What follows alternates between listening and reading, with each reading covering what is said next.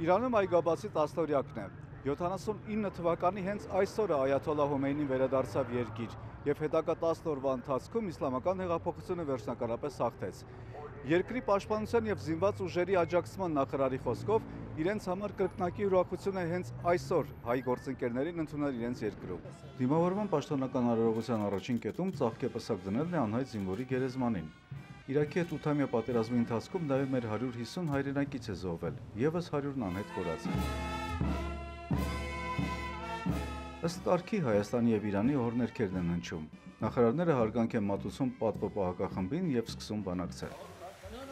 Օրակարգային կետերի մասին հենց իրենք գլխավոր բանակցողները մանրամասն պատմեցին ճեպազրույցում։ Քննարկվել է հարցերի երկու խումբ՝ տարածաշրջանային եւ երկկողմ։ Եվ ուրախությամբ եմ արձանագրում, որ մենք ունենք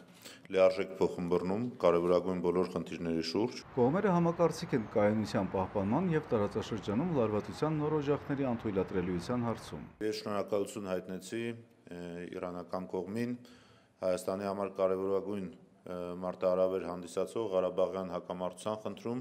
հետևողական եւ հավասարակշռված մոտեցման համար, որի առանցքում դրված է լարվածության նոր օջախների չստեղծման մոտեցումը։ Հայաստանին ու Իրանին անհրաժեշտ է առավել կանոնակարգել գործակցությունը պաշտպանության ոլորտում։ Նախարար Սարգսյանը Հոսեյն Դեխանին հրավիրել է Երևան։ Հրավերն ընդունվել է եւ այդ այցի ընթացքում էլ ծրագրվում է ստորագրել համապատասխան փաստաթղթերը։ Մունասեբաթ բին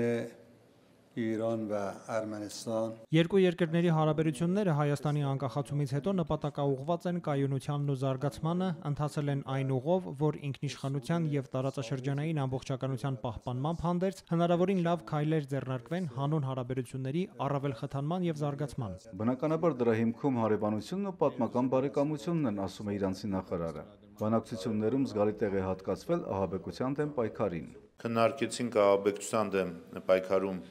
Իրանի Իսլամական Հանրապետության ներդրումը, հատկապես Հայաստանի համար չափազանց կարևոր հաշվի առնելով ստվար հայ համայնքի առկայությունը Սիրիայում։ Նախարար Սարգսյանը տեղեկացրեց նաև, որ Հայաստանը շարունակելու է մարդասիրական օգնության առաքումը Սիրիա եւ այցի առաջին օրվա արարողակարգային վերջին կետը հայկական պատվիրակության այց Այաթոլլահ Խոմեյնիի դամբարան, ծաղկեպսակ եւ հարգանքի տուրքի մատուցում։ Թեհրանից Արթուր Գրիգորյան, Հակոբ Թումանյան, օրակարգ։